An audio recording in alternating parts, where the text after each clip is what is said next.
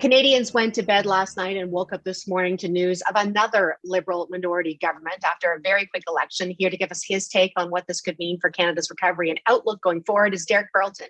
He's Deputy Chief Economist with TD Bank. Derek, good to have you with us. Let's just start with, if I could, when you look at these results, how does that impact your outlook for economically where Canada is going? Well, talk about similar results to the last election. Continuity with a capital C here. We'll go through the platform. We've already started to look at some of the, it is a lot of spending promises, a total of about 70 or 80 billion over 5 years. It will have an impact on the outlook. I think if anything in the near term will be growth positive as some of the spending moves through the economy. Probably affect our 2022 outlook by, roughly 0.2 to 0.4 percentage points. So, given the fact that this year has been a little disappointing, I think next year will be a bit of an offset. But I mean, for all intents and purposes, doesn't change the outlook dramatically, higher deficits. But, if anything, I think we'll give a little bit more oomph to the recovery going forward. And I guess, if you were to think about maybe how Canada kind of compares to other countries in terms of oomph to recovery, I mean, that's something that every country is trying to do. Do you think we'll be able to keep up, or is it you're going to put us into some deficit problems later on? Well, yeah, I think it will keep up. This year has been a disappointing year for Canada's economy. We, in a recent forecast, just downgraded the growth outlook, by more than a full percentage point for this year. Fiscal stimulus has been an important part of the recovery so far, and we had expected it to remain that way. If anything, a little bit more so. So Canada, for all intents and purposes, in comparison, we're looking to get back to full capacity as an economy by the tail end of next year, something the Bank of Canada expects as well. And I think if anything, this just increases the chance of that. So, a pretty good outcome given how depth the declines were in 2020. If I'm to cherry pick some of the things that I saw on the Liberal platform, and I think we all have to acknowledge the platform doesn't always turn into policy, especially in a minority government. But there was talk of more cuts for the energy sector, more to bring greenhouse gas emissions down by 40 to 45%. In this new kind of, I'd say, carbon constrained economy to which we're moving forward, what impact is that going to have on your outlook? Well, there are two sides to that equation. Clearly, during the election campaign, the Liberals have, filled in more of the details around how they're going to transition away from fossil fuels, imposing 5-year, regulations on the oil and gas sector to bring down their emissions. Not a dramatic shift. I mean, most of the Liberal plan was known in advance. The carbon tax plan to get it up to 170.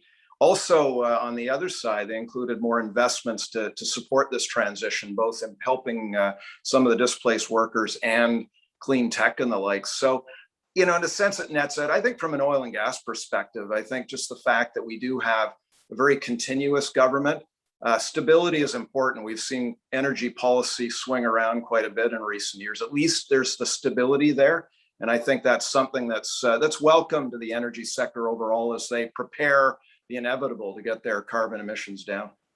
Okay, let me ask you again, cherry picking again, housing, there's a whole list of things that came out and things on tax-free first home savings account, also at the same time, taxing flippers who hold homes less for 12 months, the moratorium on foreign purchases. I mean, there's a lot condensed into that one piece there. What impact could that have? I think housing is going to be a huge area. I think, just given the Liberal plan, they do devote a huge share of their, 70-odd billion to housing. It's kind of the flagship, other than the childcare, which is part of the last budget. This is their flagship policy, something they will be able to get cooperation with other parties rather in a minority government. You mentioned it, it's multi-layered, and, it's kind of pulls on different ends of it. They're going to increase taxation. They're going to ban foreign purchases for 2 years. On the flip side, efforts to help, certainly incentives to help first-time buyers, borrow more, getting the savings accounts, increasing the home owner's tax credit. I think net, this is a positive for demand. I don't think we're going to take our home price forecast, which is, modest gains next year and drive it up hugely. But if anything, this creates an upside risk. more because of the demand, if anything, and in a sense works a little bit against what they were trying to achieve, increasing stress testing and the like. So, this was an election. This is politically popular, and they've done this. So I think, just to summarize, I do think this is going to increase our sales outlook modestly, as well as the sales price forecast modestly. You mentioned the childcare, and I thought this was interesting. It felt to me during the campaign, this turned more into an economic conversation versus a social conversation where all the parties were coming in support of that. So is that something that, that you see having an impact economically as we move ahead? Yeah, I do. It's something that we embedded in our last forecast.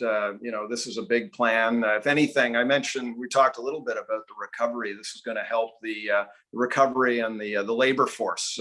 Canada doesn't have a huge problem as the US does in terms of getting more people in the job market. They're dealing with fairly tight labor supplies.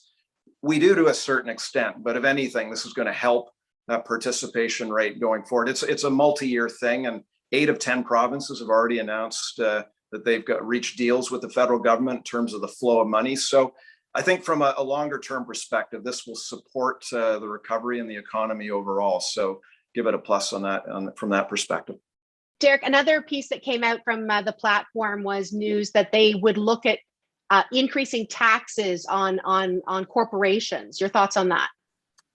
Yeah, there were some sector-specific initiatives, and I do think, Kim, that this is going to be the more interesting thing as we kind of move through the months ahead, as we get policies and those are translated into actual legislation. What will those details mean? So, from a broad macro perspective, certainly didn't see a lot of impact, but I think the sector-specific policies will be key in terms of determining any kind of investor reaction going forward. Last question for you, Derek. As I mentioned earlier, this is a Liberal minority government, which means that they have to work in coalition with another party.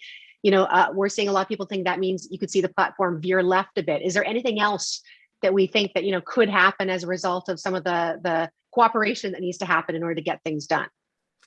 Well, I think just the durability of the next parliament. The last one was 2 years. Do we get another 2 years out of a minority government? It's a pretty stable minority, so one would think there's a good chance, but hard to predict. It really depends in part on the other key parties in parliament and whether we even go that far. But I think the next steps will be the speech from the throne. We'll get a bit more detail on where the government's headed. And of course, that fall update. And I think early on, we'll get a bit of a sense as to, the early start in this and some of the durability question on that front. Derek, thanks so much. Thank you, Kim.